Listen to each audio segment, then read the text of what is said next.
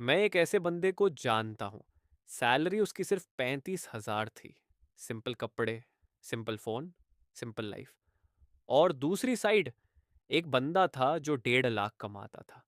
IPhone, bike, weekend parties, branded shoes. सबको लगता था सेकंड वाला बंदा सक्सेसफुल है, लेकिन 5 साल बाद 35,000 वाला फाइनेंशियली स्टेबल था और 1.5 लाख वाला ईएमआई और स्ट्रेस में दब गया। उस दिन मुझे समझ आया, पैसे का रिलेशन इनकम से कम और बिहेवियर से ज़्यादा होता है। ये वीडियो सिर्फ पैसे कमाने के बारे में नहीं है। ये वीडियो उस साइकोलॉजी के बारे में है जो डिसाइड करती है कि तुम फ्यूचर में फाइनेंशियली फ्री होगे या सैलरी टू सैलरी सर्वाइव करोगे। और ऑनेस्टली, इंडिया में लोग मनी अर्न करना सीखते हैं, बट मनी हैंडल करना नहीं। ऑन्थर एक डेंजरस बात बोलता है, नो वन इज क्रेजी।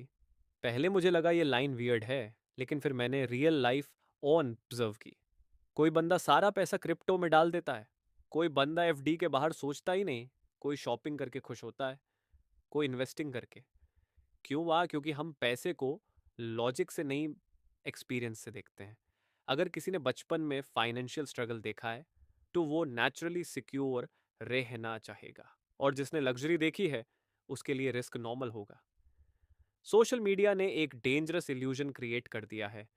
लोग रिच बनने से ज़्यादा रिच दिखना चाहते हैं, और मेरी ओपिनियन में ये मिडिल क्लास की सबसे बड़ी ट्रैप है। ईएमआई पे आईफोन, लोन पे बाइक, सिर्फ दूसरों को इम्प्रेस करने के लिए। सच बोलो, कितने लोग जेन्युइनली खुद के लिए खरीदते हैं? मोस्ट लोग वैलिडेशन के लिए स्पेंड करते हैं। मेरे एक दोस्त ने सैलरी आते ही न्यू फ़ोन लिया, फिर स्मार्ट वॉच, फिर एक्सपेंसिव शूज़। उसका पूरा सैलरी इमेज मेंटेन करने में चला जाता था। और एक दूसरा बंदा था, सेम सैलरी, लेकिन वो क्वाइटली इन्वेस्ट करता था। आज एक बंदा स्टिल फ्लेक्स कर रहा है और दूसरा बंदा बिजनेस स्टार्ट कर चुका है। ऑथर कहता है, रियल वेल्थ इनविजिबल होती है। और ये लाइन पर्सनली मुझे बहुत पावरफुल लगी, क्योंकि जेन्यूनली वेल्थी लोग ज़्यादा शो ऑफ नहीं करते। उनके पास सेविंग्स होती हैं, इन्वेस्टमेंट्स होते हैं, फ्रीडम होती है। वेल्थ का मतलब गुच्ची नहीं होता। वेल्थ का मतलब होता है, कल जॉब छोड़नी पड़े तो पैनिक ना हो। हम सब इंस्टेंट रिजल्ट्स चाहते हैं। जिम ज्वाइन किया, 1 मंथ में बॉडी चाहिए। यूट्यूब स्टार्ट किया, 2 वीडियोस में व्यूज चाहिए।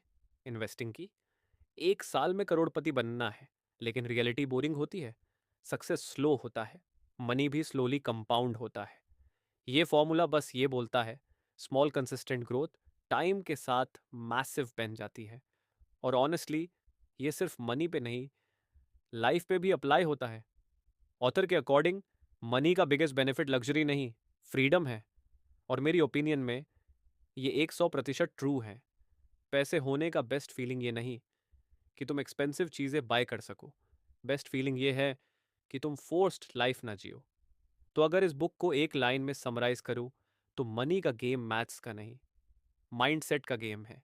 हाई इनकम तुम्हें रिच नहीं बनाती, गुड बिहेवियर बनाता है। Patience, discipline, control. और याद रखना, बहुत लोग रिच दिखते हैं बट फाइनेंशियली वीक होते हैं। अगर तुम सेल्फ इम्प्रूवमेंट और रियल लाइफ साइकोलॉजी वाले वीडियोस देखना पसंद करते हो तो सब्सक्राइब करो। यहाँ फेक मोटिवेशन नहीं, रियल ग्रोथ की बात होती है।